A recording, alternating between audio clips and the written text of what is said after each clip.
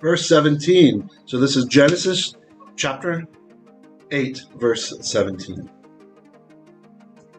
And in Hebrew it says, Kol hachaya asher itcha mikol basar ha'of u'vabahema v'chol haremes haromes al haaretz Tse itach. All the animals which are with you, and from all flesh, among the birds, and among the beasts, like livestock, and among that which crawls. The crawling thing, the crawler. Really, remes, crawler. Right, so this is a segholate, in case you're wondering. Just like we get Hebrew melech from malach, so king comes to reign, here you get Rames from Ramas. The thing that Ramas is, the thing that crawls is a crawler, right? So from among all the crawlers which crawl, so the ha, it means which in Torah Hebrew. They don't have she in those days. Al haaretz, upon the earth. Havsei, bring them out, itach, with you. And there's actually, okay, let me think if I want to talk about that or not.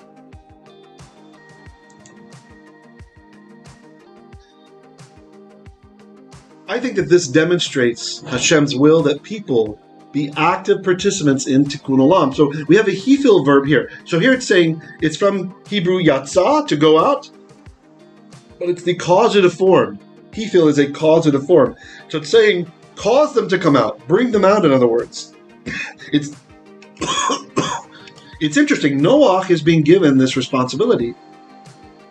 Bring them out so that they can flourish. We're going to see that Hashem gives the same command. He reaffirms the command from Genesis, early on in Genesis chapter 1, the ur'vu, be fruitful and multiply, to the creatures, so that they will be confident and invigorated and unafraid as they go out. And so I think this teaches us, or it alludes to the concept of what we call in Hebrew, tikkun olam. Fixing of the world, really, is what it means, like the restoration, but literally fixing the world. Where we as humans are supposed to be willing participants in the restoration of the world. Remember, 4 Torah portions back, I think, I talked about the concept of being a gardener for God. Right? In the sense that the earth was supposed to be Gan Eden. But instead, for many, it's a hell. Not just for the humans, but also for the animals. And so it's incumbent on us as his imagers, since we are Hebrew tselem Elokim, imagers of God. That is, we have the role of tselem, just like melech I mentioned before is from Hebrew malach. A king is from the word to rule. A tselem is from tsalam. An imager is from the word to image. So that means we're supposed to help other humans. We're supposed to help other animals. We're supposed to reduce suffering. We're supposed to do what we can to make it our responsibility to make this a better world to live in. Could you imagine if every human with means had this concept? In a way, it's analogous to do to others as you'd have them do unto you, right? Or as Hillel says, don't do to anyone else what is hateful to you. But we extend it beyond even humanity to the animal kingdom. And so it seems like, to me, this is what it made me think of. It seems that God is giving this hint to Noah that we are to be the gardeners again. We're supposed to work at least to get back to that level of being the gardeners of paradise by making the earth a paradise again.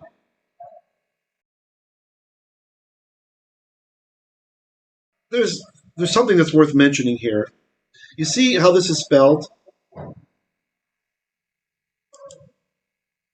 See how we have a vav here? I'll colorize it. See, I made it yellow. Maybe yellow was the wrong color choice, but so many of the rabbis comment on that. We should read this as if it's a yod, and then Rashi and Ibn Ezra and Chizkuni and a whole lot of them they get into this. To them, it seems super important that it's a vav instead of a yod, and that in the Psalms we see it as a yod, and I'm just mentioning it because there's so much comment on it. I don't find it that interesting, but it's there in case one of you wants to follow that rabbit trail to see where it goes. Dr. DeVera says Genesis 8:17 is a repetition of the command on Genesis. Thank you. Yeah, I only remember it was chapter 1. Genesis chapter 1, verse 28. Thank you, Doc. Right. It's God's reaffirming it. One of the sages comments that God's repeating this commandment to the animals so that they will feel secure, that it's safe now. Things are safe. Yehoshua says to some Jews, Hebrew tikkun olam sounds like a call for social activism, and hence easy to justify the postmodern politics of, quote, social justice, unquote. I think that is a huge stretch. Tikkun olam, for me, is a fix of my olam. And as everyone does this to their olam, the world becomes a better place. What do you think?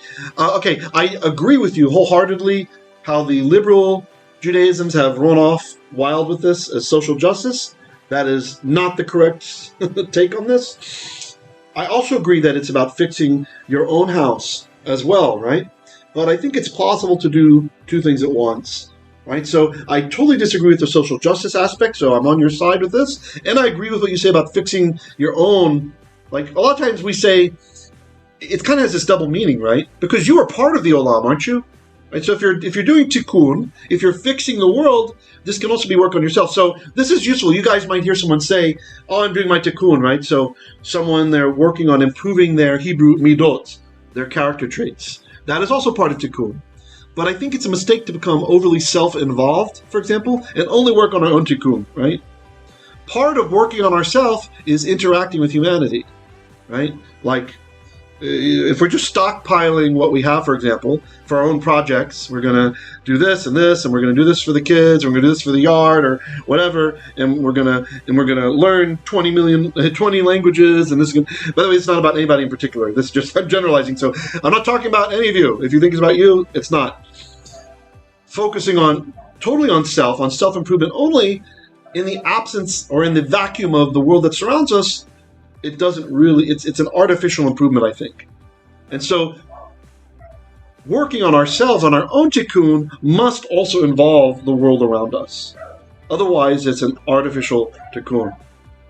You'll excuse me if I quote the song of a dead musician, if you want to make the world a better place, take a look at yourself and make a change. Ow! I can't do his voice, but anyway. But there's something to that, right? You make a change in yourself that does help the world, right? So I think maybe what you might be reacting to is a little bit of the psychologist Jordan Peterson's perspective, that get your own house in order first before you tell other people how to do theirs. But that's really not what I'm saying for tikkun. I agree with you. The social justice stuff is nonsense. Instead, I would say part of fixing your own house also involves fixing the world around you, in that you are being generous to the world around you. You are giving of your time. You're giving of your life. You're giving of your resources. You're giving of your money, etc., to help the world around you to be fixed. Not getting into the social justice stuff. Does that make sense?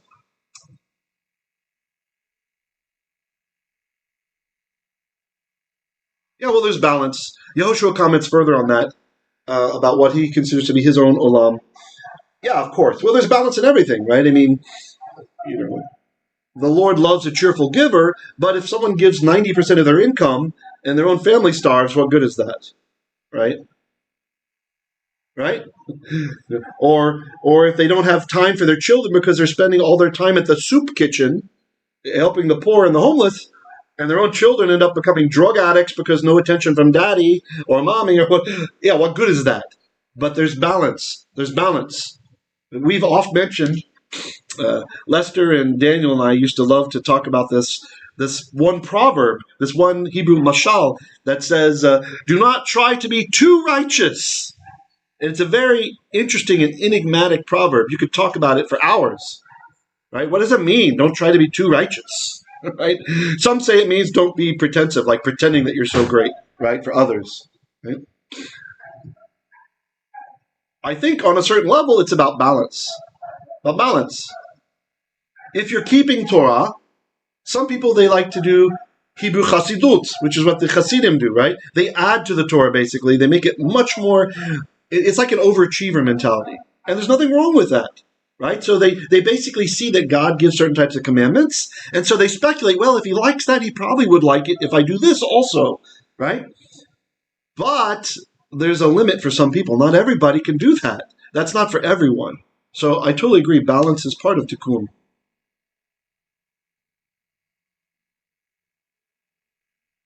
Okay, Yehoshua says, so de facto it would be impossible to focus on all of those circles with the same focus. Maybe, I'm not really sure what you're trying to say there. All I'm saying is you don't ignore any of the circles that God puts in our life, right? We don't ignore it. We do what we can. None of us are perfect, right? It's a good idea to have a weekly realignment, maybe on the first day of the week, where we look at ourselves. How did I do last week for being a member, for being an imager of God? Am I being a good gardener? Am I only focusing on my own family? Yeshua warns us about this. Even evil people love their children, right? It's so funny. The world you'll see in TV shows or movies. I watched this series one time called The Sopranos, right? About this, I'm not recommending it, but it's about this mafia guy, And when he's talking to a psychologist, he says, "I'm a good guy." He's a murderer, right? It's like they think they're good because they love their children, basically. No, that's embedded in us.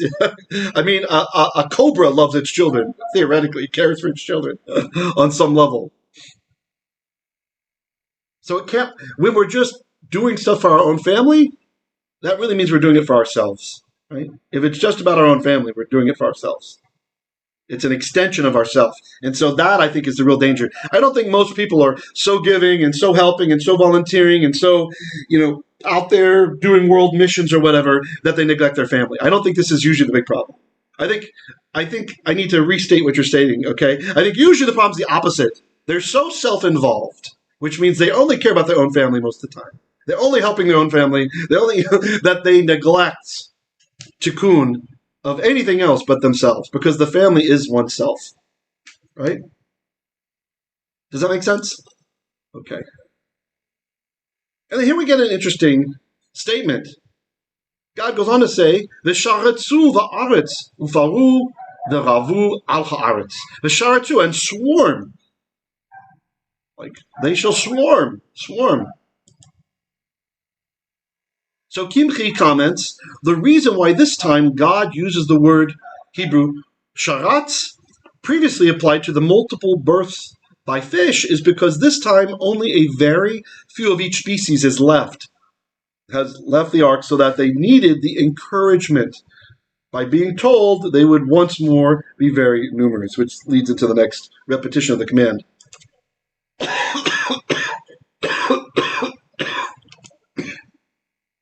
Dr. Heiser comments in his book, Supernatural, What the Bible Teaches About the Unseen World and Why It Matters, God's original plan was to make the whole earth like Eden.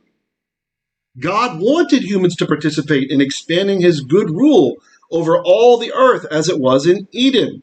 He told Adam and Eve to have children and become lords and stewards of creation. Genesis 1, verse 26 to 28. That command wasn't forgotten after the fall. In fact, it was repeated after the awful events of the flood. Here we are, now having it repeated. Genesis 8, verse 17. Though Eden was lost, God intends that it be restored. I don't know why that happened there. Restored. Ultimately, his rule, his kingdom, will return in its full scope when Yeshua comes back and God creates a new heaven and earth. One that, in Revelation 21 and 22, looks a lot like Eden. In the meantime, we can spread the truth of God and the gospel of Yeshua everywhere. We can also represent God to everyone we meet and in every place. I don't think Heiser realizes he's talking about tikkun olam. We are God's agents to restore Eden in the here and now, looking forward to the day when Yeshua brings that plan to a climax. The outward focus, I think, is very important. We find when we focus more on other people's needs, we change for the better. Not to neglect our own. Again, balance. All right, so I don't want to spend too much time in the Hebrew of the Torah portion here today because I have this goal to keep the drashot a certain length for you guys so it's manageable and digestible. Remember, throughout the week, I'll be having the premieres on YouTube where you can come and you can watch part 1, part 2, part 3. And you can hop in on the comments. This is in Torah space PH. That's the name of the channel on YouTube. So continue on with chapter 8, verse 18. Vayetze Noach v'nai ve'ishto u'nishei v'nai ito. So Noach and his sons. So actually it says so Noach went out. We actually have we have the etnachta there. I didn't notice that before. Let's look at this. You guys see that? The little wishbone? Here it is, you see? Etnachta, atnach, there's so many ways to call it. This is like a semicolon in Hebrew, in biblical Hebrew. So that's a thought by itself. Then Noah went out. Okay, now we continue. And his sons, and his wife, and his sons' wives with him. Qimchi comments that the fact that the Torah in this verse separates the females from the males may hint that the females were afraid to leave the ark until after the males had left and assured themselves and them that it was possible again to live outside the ark. I think that makes some sense. Verse 19, Hebrew, Kol hachaya, kol haremes, v'chol ha'of, kol romeis al ha'aretz. All the animals, every slitherer, every creeper, and all of the birds, everything which crawls upon the earth. See our etmachta there? Lamishpechoteihem. Lamed sometimes can mean like according to, it can function like a kaf sometimes, so probably here. According to their mishpachot, their families, Tse Min Hateyvah, they exited from the ark. Now this word mishpachot, abarmanal, I'm sorry, interesting. Okay, I didn't mark where the blue is, sorry. So I have a comment here. I didn't attach it to a Hebrew word. They were still reluctant to beget children, so this is the women, fearing that there would be another flood. This is abarmanel, the Karashik translation, commenting why the women came out after. Okay, so then here let's look at the mishpachot. This is from my book, Genesis Look Again. I comment that family, clan, extended family hardly seems appropriate for animal varieties. So genus, I think that's how I translate it in my translation. Genus seems to fit the bill for what is meant here by extended family.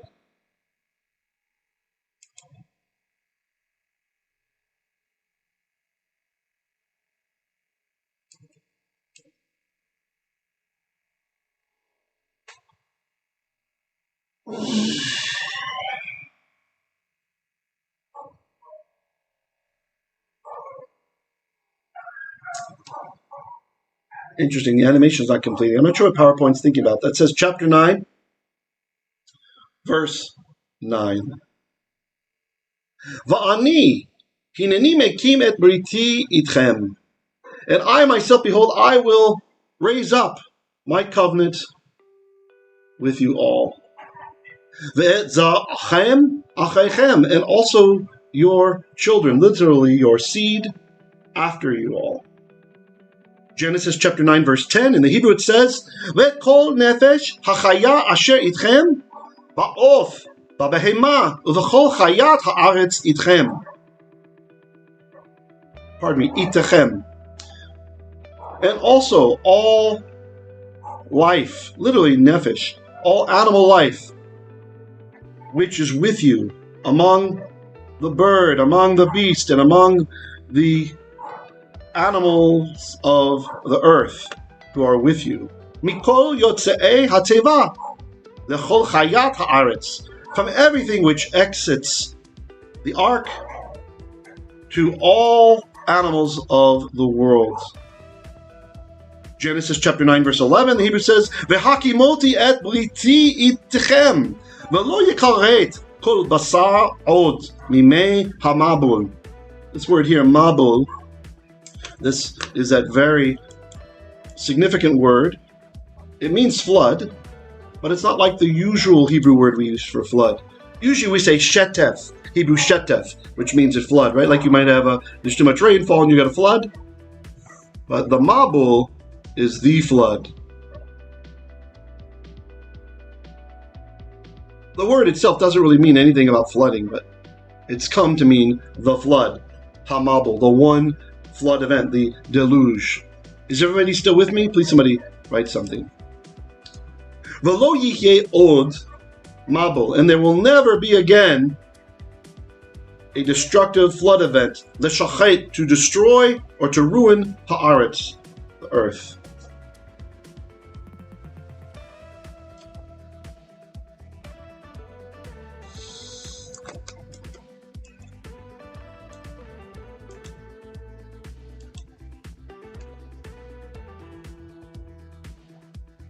Genesis chapter 9, verse 12, and sit tight, this is the last slide we're going to do with the Hebrew for the Torah portion today. Chapter 9, verse 12, it says, in the Hebrew, Vayomer Elohim, then God said, Zot, Ot Habarit, this is the sign of the covenant, Asher Ani Notein, which I will give, or which I am giving, Beini, between me, Uvenechem, and you all. Uvein kol nefesh chaya asher itechem, and between every living animal which is with you all. Ledorot olam, forever, literally. Literally it says for generations of eternity.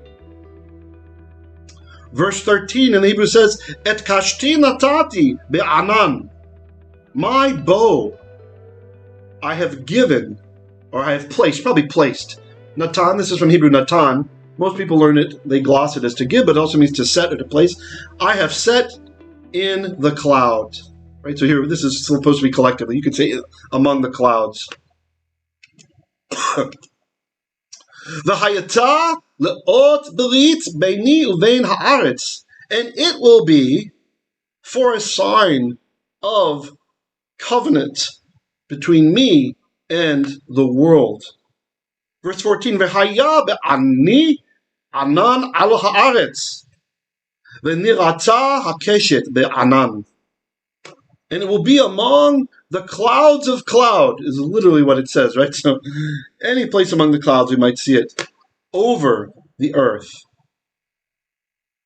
And it shall be seen. What shall be seen? The bow. And the bow shall be seen among the cloud. Literally, it says among the clouds.